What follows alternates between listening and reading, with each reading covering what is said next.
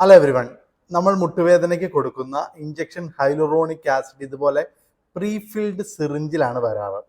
ഈ കാണിച്ചിരിക്കുന്ന പോലെ സിറിഞ്ചിൽ ഓൾറെഡി അത് സ്റ്റെറൈലായി ഫിൽഡ് ആയിട്ടാണ് വരുന്നത്. അപ്പോൾ ഇത് യൂഷ്വലി കുറച്ച് തിക്കാണ് ഈ ദ്രാവകം. അപ്പോൾ അതുകൊണ്ട് തന്നെ അത് നമ്മൾ ഇഞ്ചെക്ട് ചെയ്യുമ്പോൾ കുറച്ചൊരു റെസിസ്റ്റൻസ് ഉണ്ടാവും. അപ്പോൾ യൂഷ്വലി മുട്ട് മടക്കി വെച്ചാണ് നമ്മളിത് എടുക്കാറ്.